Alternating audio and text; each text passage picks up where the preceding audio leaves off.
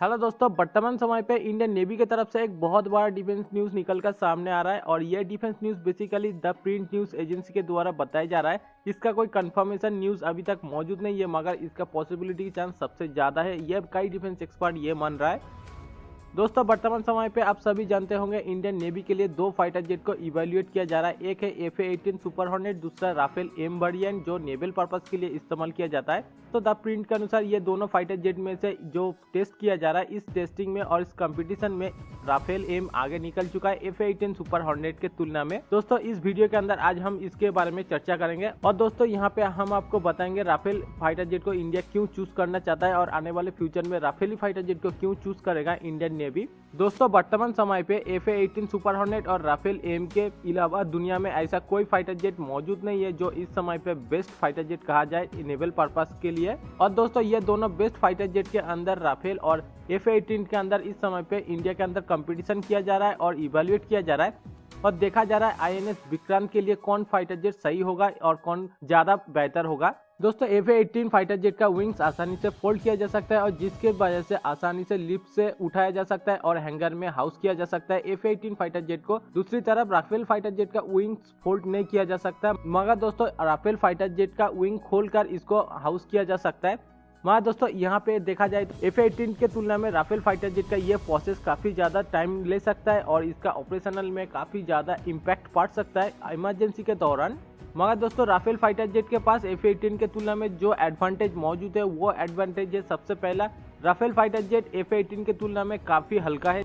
FA-18 super hornet का maximum take up wait 30,000 kg, दूसरी तरफ राफेल का मैक्सिमम टेकअप वेट 25,000 kg, यानी कि 5 वजन कम है। दोस्तों, INS विक्रांत के लिए इंडियन आर्मी चाहता है कम से कम 26 फाइटर जेट यहाँ पे तैनात किया जाए।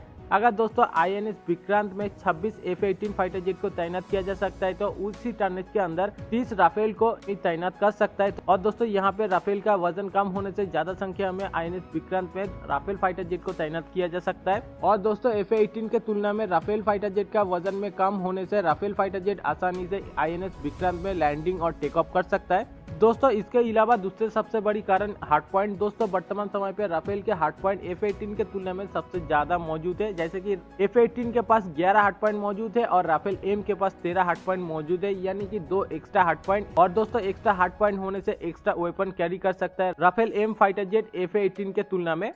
दोस्तों, तीसरा सबसे बड़ी कारण ये फाइटर जेट को इंडियन एयरफोर्स ऑलरेडी इस्तेमाल कर रहा है। दोस्तों, इसका सबसे बड़ा फायदा होगा अगर Indian navy Rafale M fighter jet को इस्तेमाल करता है तो डेफिनेटली इंडिया के पास ऑपरेशनल कॉस्ट, मेंटेनेंस और ट्रेनिंग के हवाले से बहुत ही ज़्यादा आसानी होगा। और दूसरा सबसे बड़ी बात, कठिन से कठिन क्रिटिकल सिचुएशन में और ऑपरेशन में एक साथ नेटवर्क सेंट्रिक ऑपरेशन कर पाएगा और यहाँ पे इंडिया के पास ऑपरेशनल कैपेबिलिटी ज़्यादा मौजूद होगा और एक्यूरेसी ज़्यादा मौजूद होगा और ये एक इंडिया के लिए अच्छा मूव होगा। दोस्तों, चौथा जो कारण है ये सबसे बड़ा और सबसे गंभीर मुद्दा है। जैसे कि दोस्तों, अगर आप मान लीजिए FA-18 fighter jet Rafale M के तुलना में काफ़ी ज़्यादा शक्तिशाली और एडवांस फाइटर जेट है और दोस्तों ये फाइटर जेट को इंडियन नेवी इवेल्युएट करने के साथ ये फाइटर जेट को खरीद लेता है आने वाले फ्यूचर के लिए। दोस्तों, ये फाइटर जेट खरीदने के बाद इंडियन नेवी काफी बड़ा प्रॉब्लम में पड़ सकता है और काफी बड़ा प्रॉब्लम में पड़ेगा एक्चुअल में। जैसा कि आप दोस्तों सब जानते होंगे, अमेरिका हर एक हथियार बेचने के साथ काफी ज्यादा बड़ा बड़ा बैन और सैंक्शन लगवा देता है।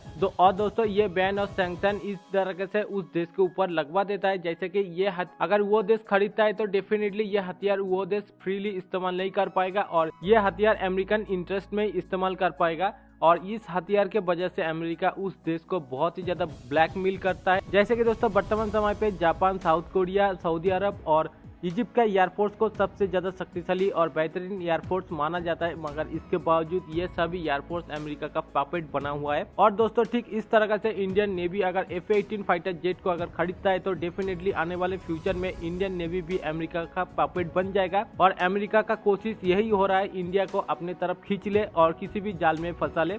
और दोस्तों, आप सभी जानते होंगे अमेरिका किसी का दोस्त नहीं होता है और अमेरिका सिर्फ अपने इंटरेस्ट के लिए ही काम करता है। इसके अलावा दोस्तों, यूक्रेन जंग में इंडिया और अमेरिका के बीच थोड़ा सा डिफेंस रिलेशन के अंदर इम्पैक्ट पड़ा हुआ है। इसलिए दोस्तों, FA-18 के तुलना में राफेल फाइटर जेट को ही चूज करना पसंद करेगा इंडियन नेवी आने वाले फ्यूचर के लिए और फ्यूचर फाइटर जेट के लिए। दोस्तों, फ्रांस के हवाले से इस तरह का कोई प्रॉब्लम इंडियन नेवी को फेस नहीं करना पड़ेगा क्योंकि पिछले कई दशक से इंडिया और फ्रांस एक अच्छा डिफेंस पार्टनर भी है और इसी बात के आधार पर द प्रिंट न्यूज एजेंसी में कहा गया है राफेल फाइटर जेट F-18 के तुलना में इस इवैल्यूएशन और इस कंपटीशन में आगे निकल चुका है। तो दोस्तों ये था इंडियन नेवी के लिए कुछ अपडेट। इसके बारे में अगर कोई अपडेट आगे निकलता है तो डेफिनेटली मैं आपके साथ शेयर करूंगा। और इस वीडियो को पूरा देखने के लिए thank you very much, thank you for watching.